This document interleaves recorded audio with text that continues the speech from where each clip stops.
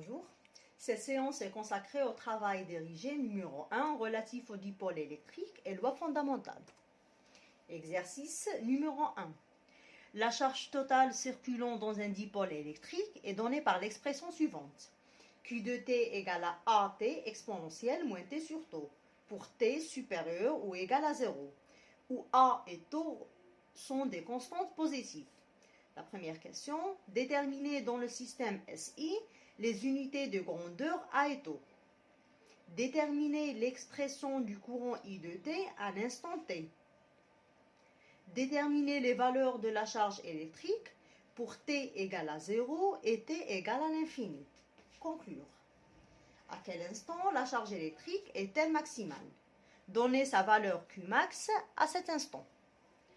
Nous rappelons que le courant électrique représente la vitesse de variation de la charge électrique au cours du temps. Donc, en convention récepteur I de T égale à plus dQ sur dt, en convention générateur I de T égale à moins dQ sur dt. Donc, concernant la première question, unité de grandeur physique A et tau dans le système SI. Par hypothèse, Q de T égale à AT exponentielle moins T sur tau, pour T supérieur ou égal à 0. Cette quantité trouvant à l'intérieur de l'exponentielle, moins T sur tau, doit être sans dimension, c'est-à-dire la dimension de T sur tau égale à 1, et donc la dimension de tau égale à la dimension de T, et donc l'unité de tau et la seconde. L'exponentielle de moins t sur tau doit être sans dimension. C'est une quantité sans dimension. Et donc, la dimension de Q de t égale à la dimension de A de t. C'est-à-dire la dimension de A égale à la dimension de Q de t sur t. Et donc, l'unité de A est le coulomb par seconde, ou bien l'ampère.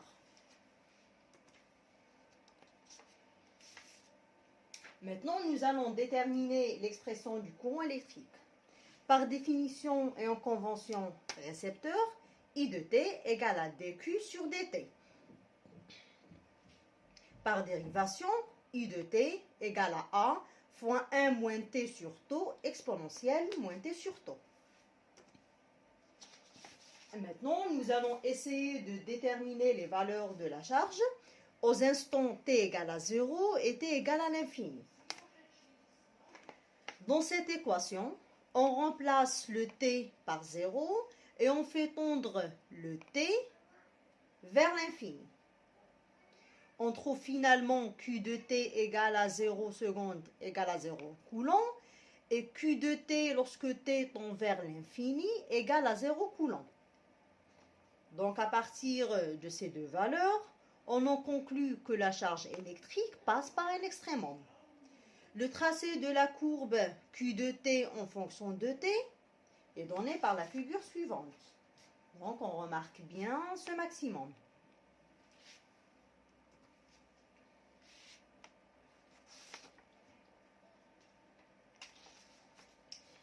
La question 4 consiste à déterminer la valeur maximale de la charge.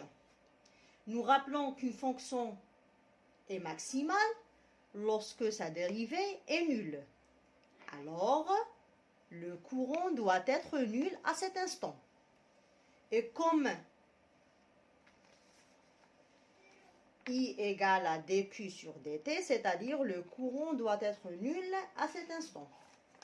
I de t égale à 0 correspond à t égale à tau. En injectant cette valeur de t dans l'expression de Q de t, on trouve Qmax égale à A tau sur petit e, où petit e représente la base des logarithmiques népériens. Donc, petit e est voisin de 2,718. Et merci de votre attention.